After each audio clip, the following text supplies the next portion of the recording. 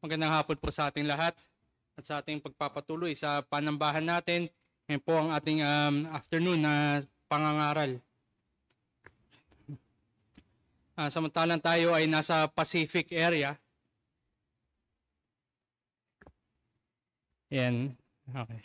Tayo po ay nasa Pacific area. No? So ilang oras na lamang at marahil bukas ay tatanawin ng mundo ang ika-112 na anniversary ng isa sa pinaka-niroromanticize na trahedya sa buong kasaysayan. Ito po yung nangyari noong April 14, 1912 na kung saan lumubog ang RMS Titanic. Siya nga sinasabing pinakamalaki na barko nung panahon na yun. At marami nga pong mga factor na nakapag-contribute kung bakit sinasabi ng mundo na siya ay unsinkable. Hindi lulubog ang napakalaking barko na ito. Ngunit alam natin ang nangyari. Sa unang paglalayag niya sa kanyang maiden voyage, siya ay tumama at nag-strike sa iceberg, and the rest we say is history. Ngunit para po sa karamihan sa atin, lalo na siguro sa mga bata, pag sinabi mo na Titanic, ang unang pumapasok sa isip nila ay yung palabas o pelikula ni James Cameron noong 1997. Na kung saan, bagamat si Titanic ay lumubog sa karagatan o sa ocean, no? Etong Titanic na movie naman ay masabi natin na mayagpag sa takilya. At dahil na nga rin doon, pati yung kanyang soundtrack mismo ay masabi na nga rin doon na best-selling album na rin noong 1998. At hanggang sa ngayon, sa panahon natin ngayon, it is considered the signature song of the artist. Huwag po kayo mag-alala, hindi ko po kakantahin yung theme song na yun. Pero alam natin yun. Kay pastor na po siguro kung gusto niyang kantahin. Yan. So buong kasaysayan ng iglesia, no? Mula nung mga panahon ng Acts, ng mga gawa, at sa buong kasaysayan hanggang sa huli, ano man yung panahon na yan man ay 1912, 1997, 1998, 2024, o sa mga susunod pang panahon hanggang sa huling panahon, masabi natin na may isang bagay dapat that would come into mind at makikita nga visibly pag sinabi natin na nakikita sa mga Kristiyano, lalo-lalo na tinipon bilang isang lokal na iglesia. And that would be our manner of conducting our one anothering. At kagaya nga ni Brother Charles kanina na nagbakasyon lamang at bumalik sa 1 Thessalonians, tayo rin ay nagbakasyon ng konti at babalik tayo sa ating serye ng one anothering. So, samahan niyo po ako at buksan po natin ang teksto natin sa hapon na ito sa Bagong Tipan, sa 1 Peter chapter 4, at babasahin ko po ay ang verses 7 to 11. So, bagamat ang thrust natin ay ang ating one anothering, so we would read 1 Peter chapter 4, verses 7 to 11. The end of all things is at hand. Therefore, be self-controlled and sober-minded for the sake of your prayers. Above all, keep loving one another earnestly, since love covers a multitude of sins. Show hospitality to one another without grumbling. As each has received a gift, use it to serve one another, as good stewards of God's varied grace.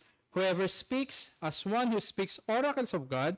Whoever serves, as one who serves by the strength that God supplies, in order that in everything God may be glorified through Jesus Christ.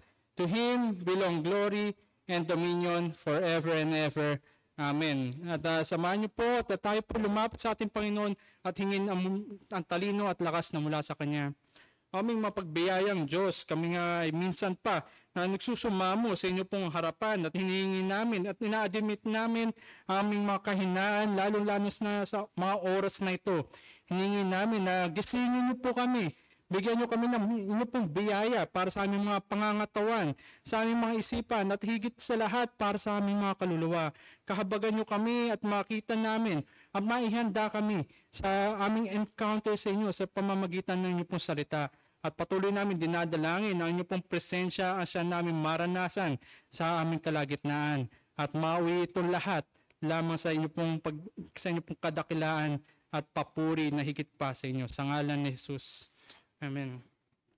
So dito sa sulat ni Pedro, no, makita natin na ang mga mananampalataya sa pamamagitan ng katubusan na na-accomplish sa pagkamatayan ni Hesus Kristo. Ito yung pinapakita ni Apostol Pedro dito, na sa pamamagitan ng pagkakasundo, God reconciling sinners to Himself and the resurrection of Christ, ito'y dapat isang exhortation sa bawat mananampalataya na meron tayong nilulook forward. Meron tayong magpawalang hanggan na nagbibigay sa atin na pag-asa as we move forward tungo sa eternal inheritance natin sapagkat meron tayong kaugnayan kay Hesus Kristo. At ang mga mananampalataya nga ay dapat ipamuhay natin ang mga katotohanan na ito na may katiyakan sapagkat the reality of God's transforming grace, binago tayo mula sa biyaya tungo sa higit na biyaya, mula sa kaluwalhatian tungo sa higit pa na kaluwalhatian at patuloy pa tayong binabago hanggang sa araw na iyon.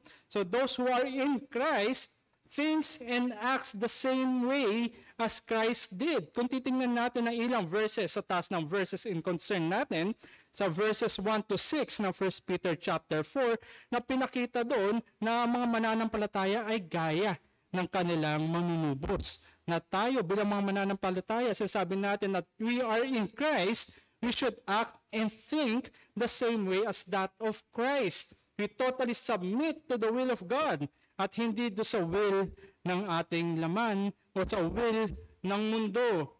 Because the will of the world is opposed to the will of God. At dahil nga sa realidad na ito, yung ating blessed union, mapagpalang kaugnayan natin kay Yesu Kristo at ayon na rin sa mga biyaya na binuhos ng Diyos sa kanyang mga tinubos, Peter concludes this letter in encouraging believers to live confidently in the faith. Sabi nga doon sa verse 12 na chapter 5, yung kanyang pagtatapos, yung kanyang conclusion, this is the true grace of God, ang biyaya ng Diyos na visibly seen, nakikita. At tunay nga ito dapat namamayagpag sa bawat mananampalataya, lalo na sa konteksto ng isang tinipon na lokal na iglesia. Kaya muli sa 1 Peter chapter 4 verses 7 to 11 ay i-forward ko po ang mensahe natin sa hapon na ito. The certainty of Christ's return urges believers to conduct our one anothering in a certain manner. Ang katiyakan na muling pagpaparito ni Jesus ay nagbubunsod sa mga mananampalataya upang magsagawa ng ating pag-iisa't isa sa tiyak na paraan. So meron doon tiyak na paraan sapagkat tiyak din ang pagbabalik muli ng ating Panginoon. Masabi nga natin that one anothering is crucial sa ating individual na sanctification. Ngunit hindi lamang doon natatapos bilang mga individual, meron ito as a collective bilang isang lokal na iglesia. The collective testimony of the church. So far natalakay natin ang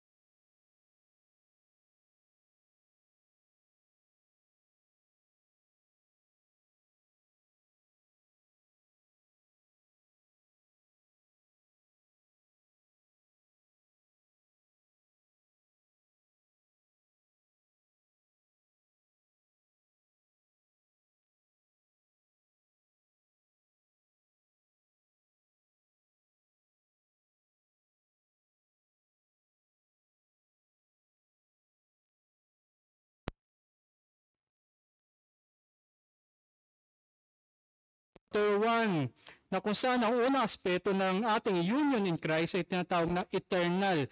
So magpawalang hanggan mula sa paghirang election before the foundation of the world. This sa verses 3 to 5 na Ephesians chapter 1. So hindi lamang ito eternal. Secondly, meron ito redemptive history sa ating kasaysayan bilang mga tao.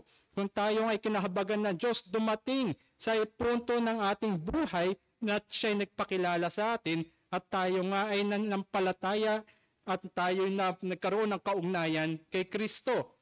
At ang pangatlo, ito yung experiential natin, yung ating nararanasan patuloy sa pamamagitan ng gawa ng banal na Espiritu. Sabi nga doon sa Ephesians chapter 1, ang Ama ang siyang humirang, ang Anak ang siyang nagtubos, at ang banal na Espiritu ang siyang naglapat ng katubusan na ito. So we can see that redemption is a Trinitarian work of God.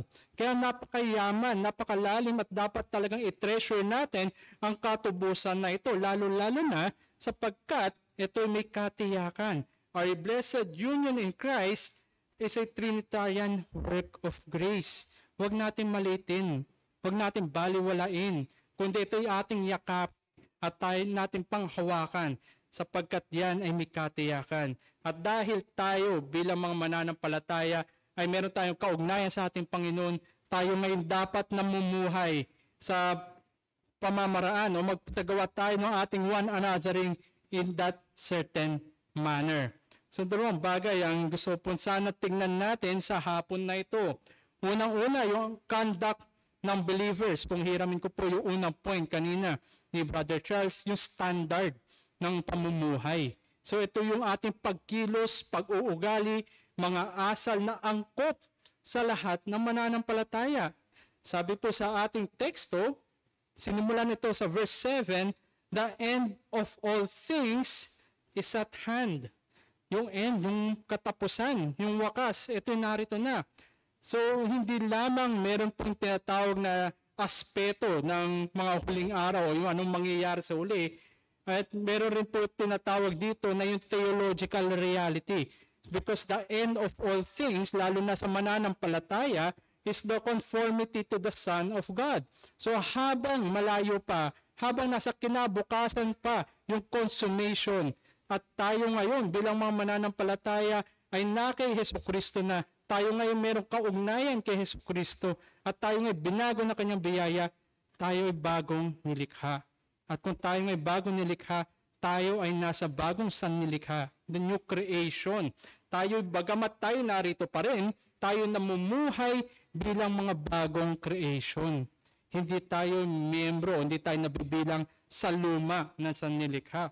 So it is the principal purpose or aim of a believer. Alalahanin natin parati mga kapatid, yung ating union in Christ. Lahat na nasa kay Hesukristo, siya ngayon ay bagong sannilikha. At siya ngayon ay namumuhay with that reality in mind. At sapagkat nga tayo ay na kay Hesukristo, sabi na Apostol Pedro, therefore, dahil realidad yan, therefore, tayo ay dapat merong self-control. Be self-controlled and be sober-minded. Dalawang imperatives marahil utos kung titingnan natin, be self-controlled and be sober-minded. Ngunit ito nagfa-function bilang isang pandiwa lamang, isang verb lamang ito. To be self-controlled means to be alert. Gising tayo. Alam natin yung nangyayari sa paligid natin. Meron tayong functioning na kaisipan, meron tayong functioning na mga mata, tenga, at yung ating kaalaman ay gumagana. Meron tayong disciplined and sensible na sabihin natin ng mga faculties sa ating pagkatao. We see things as they are, therefore we are to act appropriately sapagkat nauunawaan natin yung nangyayari sa ating paligid. Ang kabaliktaran siguro pag nakita natin yung mga nasa influence ng alcohol, sila ay hindi sober-minded. Wala sila siguro sa kanilang sarili. Hindi sila makalakad ng diretsyo. Hindi sila makapag-isip na maayos. Ngunit ay isang tao na sober-minded, na self-controlled, ay meron siyang control ng kanyang sarili. Alam niya yung nangyayari sa kanyang paligid at alam niya yung kanyang ginagawa. Ganito yung mga description ng mga tao na mga tinubos ng Diyos. Hindi tayo under the influence, kundi tayo sapagkat sa kaugnayan natin kay Kristo, tayo ay mga gising. We are self-controlled and sober-minded. So bakit kailangan na tayo ay nasa tamang diwa? Meron tayong tamang alertness, meron tayong tamang disiplina at tamang kaisipan for the sake of our prayers, sa ating panalangin. This conduct certainly promotes the life of prayer. Napakahirap siguro, wala sigurong nananalangin under the influence. Kung meron man, baka iba yung laman na kanyang panalangin at sa iba siya nananalangin. Ngunit tayo bilang mga naki Kristo, tayo ay nakakalapit sa Diyos. Alam natin yung ating mga panalangin, yung ating mga daing. Alam natin yung laman ng ating puso at kilala natin kung kanino tayo lumalapit sapagkat nga meron tayong kaugnayan, meron tayong confidence na lumapit because of Christ. At sa verse 8, above all, higit sa lahat, preeminent ito. This gives us the preeminence on the expected conduct of believers. Sapagkat ang mga mananampalataya is self-controlled, sober-minded. Sila ay meron ng nasa bagong sanlilikha. Meron silang kaugnayan kay Hesus Kristo. Sila ay nakakalapit sa panalangin at higit sa lahat, dapat sila ay nagmamahalan. Maningas na nagmamahalan. They keep loving one another earnestly. Keep loving. Patuloy na nagmamahalan. Parang gaya na lamang siguro nung awit na aking tinutukoy kanina. Nasabi niya, my heart will go on. So magpapatuloy ang kanyang pagmamahal. Ganito rin ang mga mananampalataya. Ang ating pagmamahalan sa isa't isa ay magpapatuloy. Ito ay pangkasalukuyan. Hindi ito natatapos at wala itong hanggan.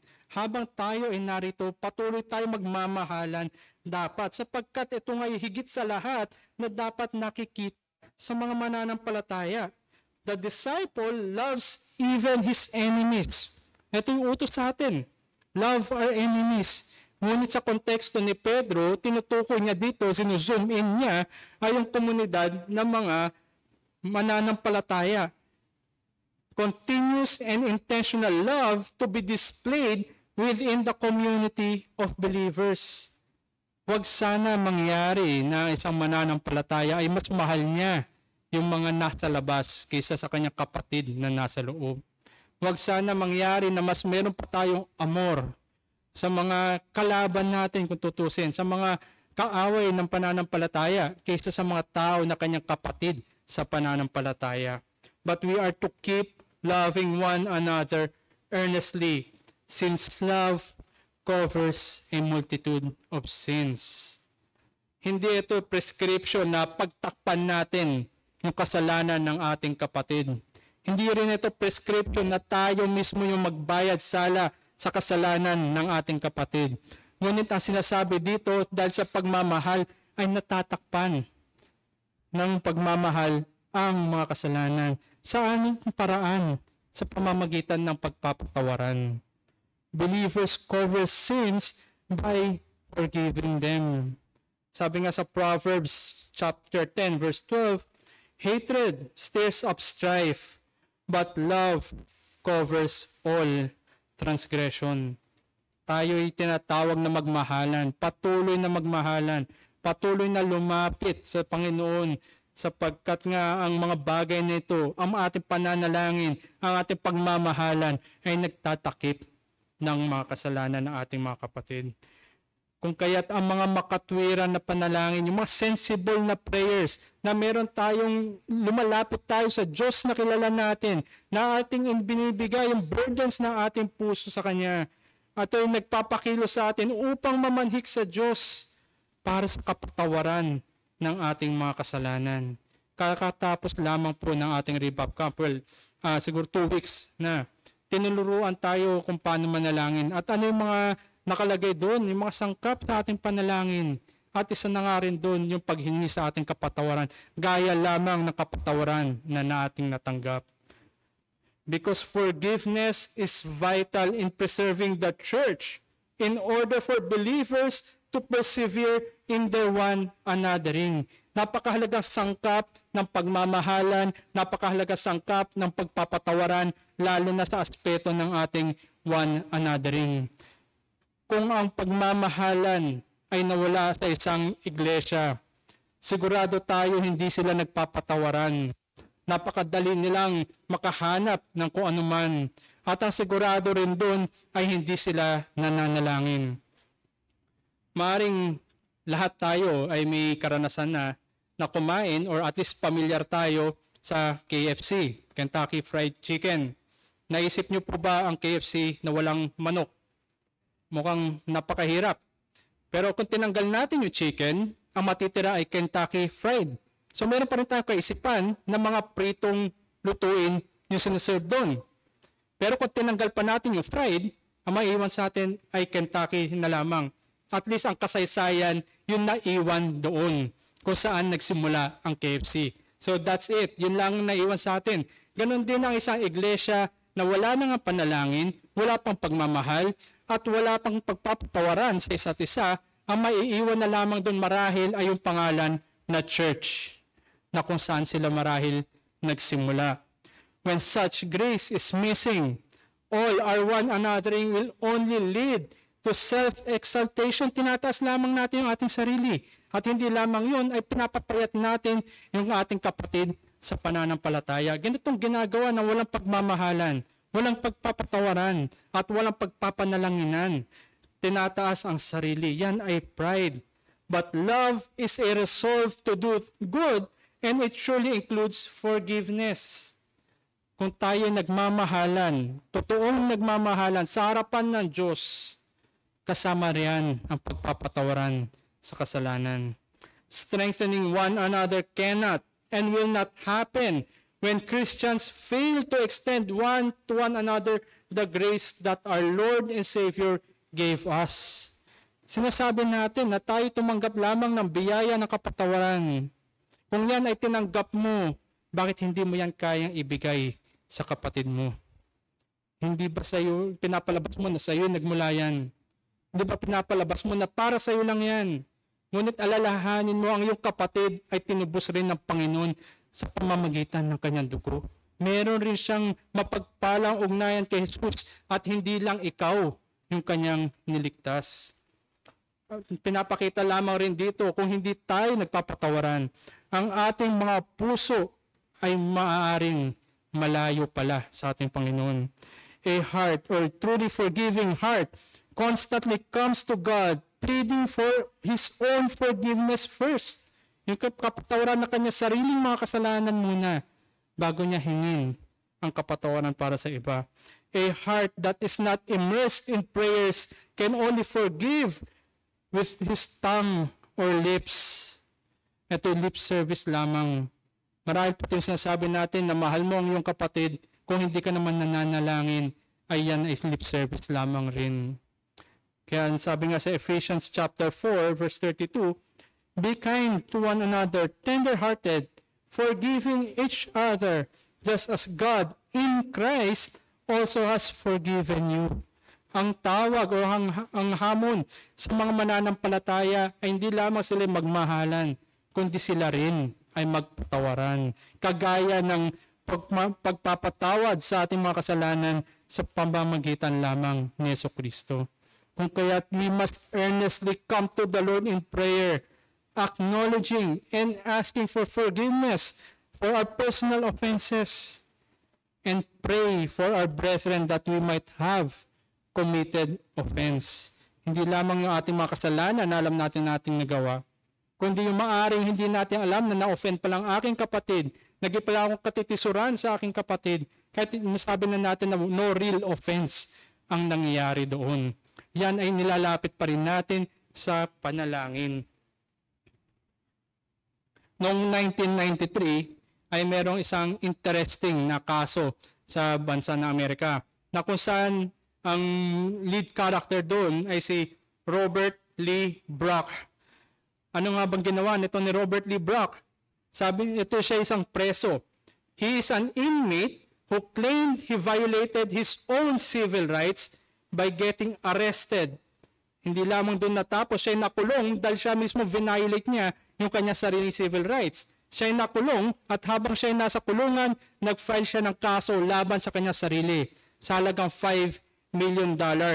At hindi lamang rin yun, ang gusto niya, ang gobyerno ang magbayad ng $5 million na yun sa kanya. So siya na ngayon gumawa ng sarili niyang kasalanan at siya na rin gumawa ng paraan upang siya makulong doon sa priitan. At siya na rin yung naghabla sa kanya sarili dahil gusto lamang niyang kumita ng $5 million na babayaran ng iba para sa kasalanan kanyang ginawa. So ito yung nangyari. Ito ang kanyang testimony nga. Sabi niya, I partook of alcoholic beverages in 1993, July 1st. As a result, I caused myself to violate my religious beliefs. This was done by my going out and getting arrested, and I want the state to pay me $5 million for that. So makita natin na ito isang tao na hindi sober-minded. Isang tao na walang disiplina sa kanyang sarili. At sinasabi pa niya, religious beliefs, hinihila pa niya kanyang relihiyon, ngunit ang katotohanan doon ay ito isang tao na malayo sa panalangin, malayo sa kanyang sinasabing relihiyon at sigurado tayo na ito'y walang kaugnayan sa ating Panginoon. A person truly in Christ lives evidently, nakikita sa kanya that he or she is really in Christ. Masabi nga natin sa mananampalataya ay ganyan talaga sila sapagkat meron silang kaugnayan sa ating Panginoon.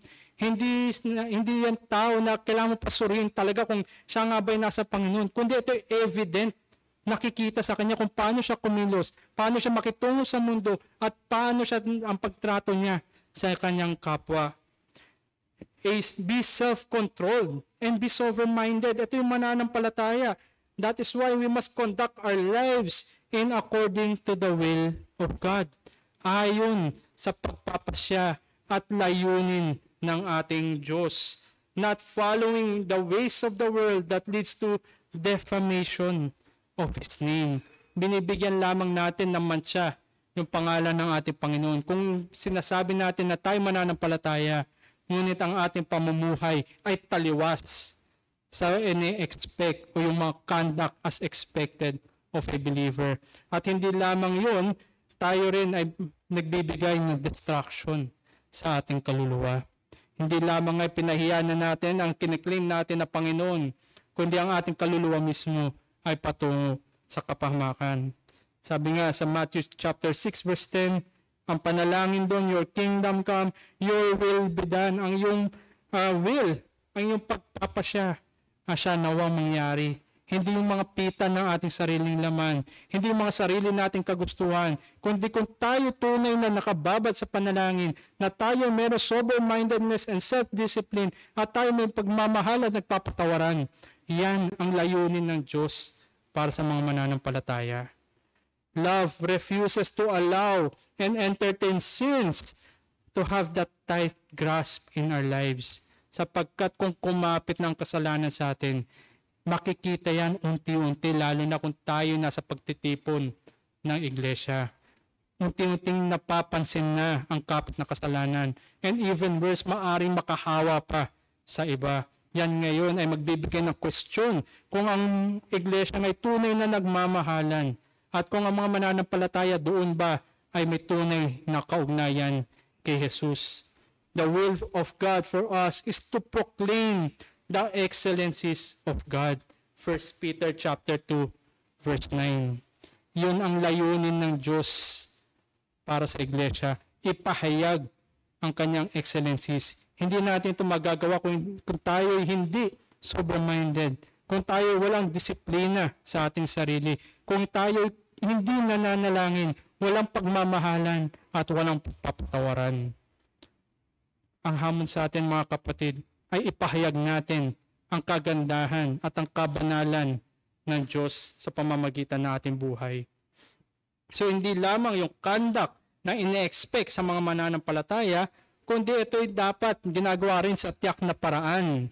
Dalawang karakter o yung manner ang binigay sa atin sa ating teksto, yung paggawa na walang pagrereklamo, yung doing without grumbling, at matuwid na tagapaglingkod ng biyaya, good stewards of God's grace. Sa verses 9 and 10, ito yung pinahayag ni Apostol Pedro. So sa verse 9, dito sa verse 9, show hospitality to one another without grumbling.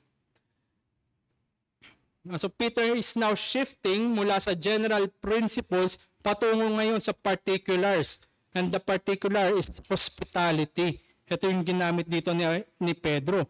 Hospitality is a form of love mentioned sa verse 8. Verse 8, above all, keep loving one another earnestly.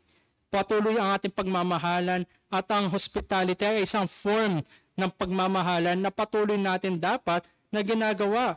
Ito ay mabuting pakikitungo. Ito ay isang anyo na pagmamahalan na nagpapahiwatig ng ating kaugnayan kay Jesucristo. So hospitality involves caring for others and it can be really tiring. Nakakapagod yan. Yung ating pakikitungo sa iba, yung ating pakikipagpatuloy sa iba, yung hospitality natin. Nakakapagod yan at sabihin nga natin na burdensome para sa iba. Providing resources for others, going out of our comfort and convenience for the sake of others. At higit sa lahat, sa hospitality hindi natin alam kung kailan yung matatapos.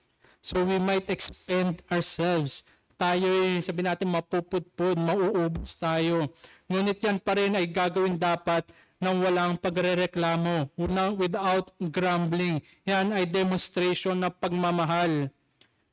And sa verse 10, Peter directs believers to use the gifts na binigay ng Diyos sa kanila bilang good stewards to serve one another. Iba-iba ng kaloob, yung pagkaloob na binigay sa atin ng Diyos. Ngunit ito'y gagamitin natin hindi para sa ating sarili. Maliwanag sa ating teksto that it is used to serve one another upang paglingkuran natin ang bawat isa. Hindi paglingkuran natin ang ating sarili at i-expect natin ang iba ay paglilingkuran rin tayo. Kundi ito ay servant mind. These gifts are not merely natural abilities, but a means by which the grace of God builds up the community of believers. Iba-iba yung kaloob na binigay sa atin. Ito nga'y dapat na gagamitin natin para itaguyod, palakasin, patibayin ang ating pananampalataya, lalong-lalo na tayo magkakasama sa isang lokal na iglesia. In order that in everything, God may be glorified through Jesus Christ. So Peter encourages believers to live such godly lives. Tayo hinihimok ngayon na mamuhay na may kabanalan sapagkat yan ay sumasalamin sa ating banal na Diyos. At kung tayo ngayon na may kaugnayan kay Jesucristo, na tayo ngayon tinubos na mula sa ating kasalanan, na tayo ngayon biniyayaan na sa lahat ng klaseng biyaya na bibigay sa atin, yan dapat yung nakikita sa bawat isa. Exercising hospitality, serving one another, loving one another for the glory of God. Yan ang end ng ating pamumuhay bilang mananampalataya para sa kaluwalhatian ng Diyos. Hindi para sa iyong sariling satisfaction, hindi para sa iyong sariling mga kagustuhan, hindi para sa iyong sariling comfort, kundi yan ay para sa kaluwalhatian ng Diyos. At kung babalikan natin muli yung ating blessed union in Christ, the Father gave people to His Son, and the Son, Jesus Christ, He lived the life that we cannot live, and He died the death that we should, in order for redemption to be accomplished. Hindi ba tayo tunay na pinagpala na ang ating mga kasalanan ay napatawad? At hindi lamang yun, ang katwiran na kailangan sa harapan ng Ama ay inilapat sa pamamagitan ng ating kahalili. Alam natin na hindi natin kaya, ngunit sa kabutihan ng Diyos, sa Kanyang biyaya at pagmamahal, at sa pamamagitan ng ating manunubos, yan ay tiyak na nangyari na. And the Holy Spirit applied this redemption to His people. Iniingatan tayo, pinipreserve tayo, at tayo ngayon ay nagpapagal upang ipakita yung mga biyaya na yan at ang bunga ng ating ugnayan kay Jesus. Hindi ba napakaganda ng katubusan? At kung yan ay napakaganda para sa iyo, ipamuhay natin yan. The Trinitarian work of redemption, especially our union in Christ, gives to us the love of God. Pagmamahal ng Diyos, na yan ngay higit sa lahat, na tayo hindi natin kayang pantayan ang bagay na yan, kundi alam lamang natin sapagkat yan ay naranasan natin, sapagkat tayo unang minahal ng Diyos. At kung hindi kumilos ang Diyos, tayo rin ay maiiwan sa pagkawasak. And not on the basis of what man can do to glorify God, but Jesus Christ came to serve those who deserve condemnation. Yan na siguro yung pinakamataas na hospitality na meron sa kasaysayan na ito. The grace of hospitality is the opposite of the ways of the world. Sapagkat paano ba kumikilos ang mundo? Dinadirect ng mundo ang bawat isang kaya nitong hilain tungo sa kanya sarili. The world directs people to the self for selfish reasons. Ngunit sa komunidad na mananampalataya, sa lokal na iglesia, ito'y baliktad. Hindi tayo pinupoint sa ating sarili, kundi tayo ngayon ay naglilingkod sa ating kapwa. In the community of faith, believers serve others through the gracious gifts of God for His glory. Yan ay makita natin baliktad. Yan ay laban sa gawain ng mundo at makagawa lamang sa pamamagitan ng biyaya ng Diyos. Sa nga po sa napakagandang mga invention na mula sa mga tao hanggang sa ating na ginagamit pa rin at malaking factor ito sa ating contemporary living o ating modern life ay yung tinatawag na marine turbine engine na natutuwa lang ako sa bagay na ito. Ito yung turbino na umiikot para ipagalawin yung mga barko. Napakaganda nito sapagkat pinapakita doon sa bawat ikot ng turbine na yun, ng propeller na yun, meron itong generate na mechanical energy. At yung mechanical energy na yun ay natatranslate naman upang gumana yung mga electrical na mga device doon sa barko. At kung gumagana ang mga electrical device, siya ngayon ay nakukuman niya, na-steer niya kung saan yung direksyon ng barko na yun. So makita natin mula sa pag-ikot ng mga turbino, pinapaandar nito yung mga electrical, mga sabi natin yung mga computer doon, yung mga electrical na gamit, yung mga motor na yon, at binabalik niya muli para umandar. So there's a cycle there na nagsisimula sa isang mechanical, yung mga actual na kumikilos, hanggang doon sa mga pinipindot, at yung mga pinipindot ay binabalik muli sa mga aktual na kumikilos na mga parts. So ganun din ang biyaya ng Diyos. Nagmumula sa Kanya, pinapakilos niya ang Kanyang mga tinubos, lalo-lalo na sa konteksto ng lokal na iglesia, at binabalik nila ang kaluwalhatian pabalik sa Diyos. So hindi ito for personal consumption lamang, kundi ang biyaya ng Diyos ay ginagamit para sa Kanyang kaluwalhatian. Believers must always go back to what God has done for them. Sila'y Kanyang tinubos mula sa kasalanan at sa pamamagitan ng kanilang kaugnayan kay Jesus, sila'y nagpapatuloy na kumikilos. Hindi sila stagnant. Hindi sila naka-standby lamang at hindi sila nakaupo lamang para humintay na tumanggap ng biyaya. Sila'y kumikilos at pinapakita ang biyaya na yan sa bawat isa. We serve one another. Hindi tayo naghihintay waiting to be served. Kung kaya hospitality within the community of believers, ito isang essential na gamit o sangkap sa ating one anothering. Hindi lamang pagmamahal na bumababa sa ating paglilingkod sa bawat isa. It is the first thing that comes to mind and visibly seen to those that are in Christ. We serve one another. We show hospitality. Kung ano man yung ating kaloob, kung ano man yung mga biyayang pinagkaloob sa atin, ito'y ating gagamitin para sa ating kapwa. Ito'y masabi nating stamp certifying our spiritual maturity, na tayo naglilingkod sa bawat isa.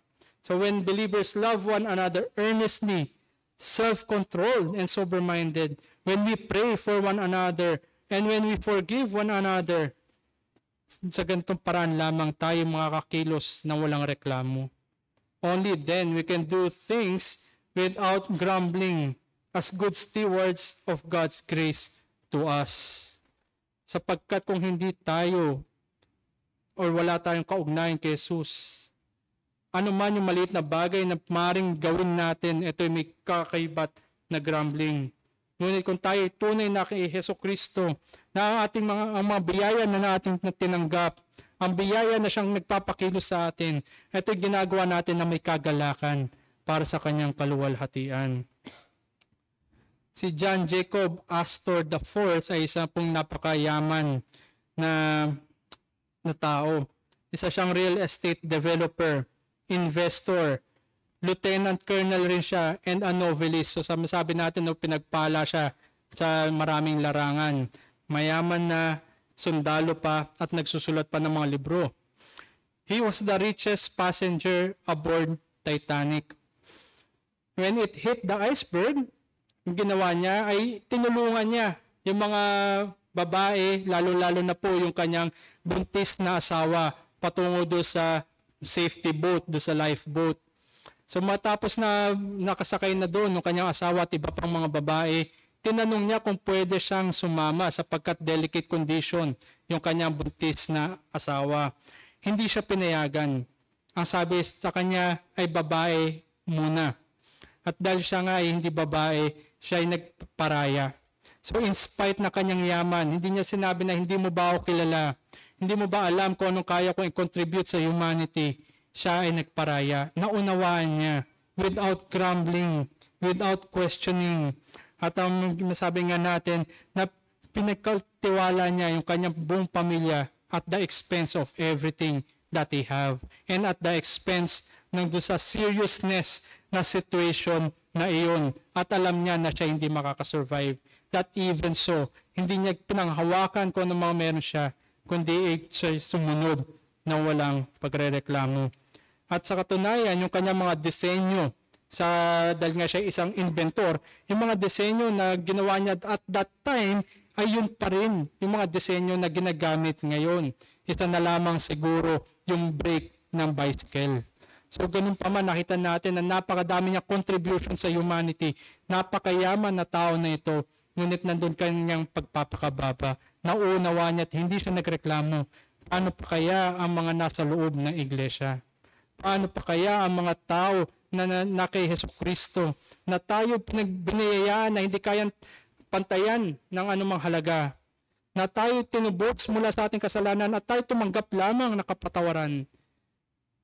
Hindi ba natin ito kayang i-demonstrate sa ating mga kapwa? Lalong-lalo na sa ating kapatid sa pananampalataya. Maaring sinasabi natin na ginagawa natin to, ngunit may pagrereklamo pa rin sa ating likod. Walang kagalakan. Ngunit ang isang tao na tunay na tinubos, siya ay naggalak dahil nagkaroon siya ngayon ng kapatawaran. At kang kagalakan na ito dapat nagtatranslate sa kanyang paglilingkod para sa kaluwalhatian ng Panginoon.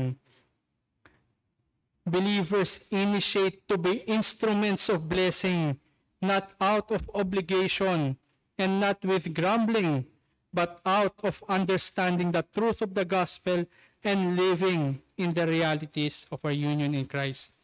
Kaya mahamon tayo mga kapatid. Totoo ba na tayo na kay Jesus? O ito naiiwan na lamang sa ating isipan na kaya natin memoryahin, kaya natin sabihin, kaya natin pangaral, ngunit ito hindi nakikita sa ating buhay. Lalong-lalo na sa buhay ng iglesia. Na ito hindi visibly seen. Na kung tinignan tayo ng mga nasa labas, ang unang papasok sa kanilang isipan, maganda yung pagkanta dyan. Maganda yung programa ng church na yan. Masarap yung pagkain sa church na yan. Ito ba yung mga bagay na unang masasabi ng mundo? Kundi tayo ngayon ay mahimok na lalo pa pag maging zealous tayo sa ating one anothering sapagkat tayo ngayon na kay Jesucristo. At bilang pagtatapos, ang one anothering in this manner ay visual representation ng Ebanghelyo. We completely depend on the grace of God. Hindi natin pwedeng pilitin yung sarili natin na tayo mag-one anothering, na tayo magpakita ng pagmamahalan sa bawat isa. Kung pipilitin lamang natin ating sarili, tayo ngayon ang may gawa niyan. At para lamang rin yan sa ating glory. Ngunit ang bawat mananampalataya ay sumasandal lamang sa biyaya ng Diyos na sa ganun, ang mga wala pa kay Jesucristo, pag nakita nila ang mga mananampalataya, lalo na sa tinipon na iglesia, at makita nila kakaiba doon, ay makikita nga nila na sila tunay ngang na kay Jesus. Ito ay isang testimony ng kapangyarihan ng Diyos na nagbabago sa mga makasalanang gaya natin lahat, na tayo binabago ayon lamang sa kanyang biyaya. that those who are outside of Christ, by His mercy, can be drawn near to Him sa pamamagitan ng ating one anothering. At sa habag ng Diyos, sila nga'y maligtas din sa pamamagitan din ng visible representation. Kung kaya tayo dapat na exhort individually and collectively bilang church, na ipamuhay natin ang mga biyaya ng Diyos at para tayo maging kasangkapan para sa kanyang kaluwalhatian. Hindi tayo kikilos para lamang sa kaluwalhatian natin. Hindi tayo kikilos para lang itaas ang ating sarili, o hindi tayo kumikilos para itaas ang ating iglesia, kundi tayo kumikilos ayon sa biyaya ng Diyos for His own glory. Kung kaya't the end of all things is hand. Maaaring ang kahatulan ay naipahayag. Alam ng tao na may kahatulan na paparating, at alam nila ang kahatulan ay may katubusan sa pamamagitan ni Jesucristo lamang. In every gospel presentation, we proclaim judgment. And Christ comes again to judge. At nawa ang mensahe na ating pinapahayag bilang iglesia ay maging instrumento din ng sa ang mga tao ng Diyos. Dala-dala natin ang mensahe ito, ngunit pinapakita pa rin natin ang pagbabago ayon lamang sa kanyang biyaya, visibly seen and truly used for the salvation of sinners. Ito yung end ng iglesia para ipahayag ang kaluwalhatian ng Diyos, at napakaluwalhati kung ang bawat makasalanan na kanya tinubos ay kumikilos para lamang sa kanyang kaluwalhatian. Hindi para sa atin, kundi siya lamang ang ating tanghal. Tayo po'y manalangin. Aming Diyos na dakila, salamat nga po muli sa pagpapaalala nyo na kung titingnan namin ay napakahirap ng one anothering, lalo na ang pagsandal sa inyo pong biyaya na maaring kami pa rin ay makitaan ng pagrereklamo o pagdududa. Ngunit paalalahanan nyo kami na kami tumanggap lamang rin ng inyo pong biyaya, at kami ngay minahal ninyo kung kaya't kami nakapagmahal din ng aming mga kapatid.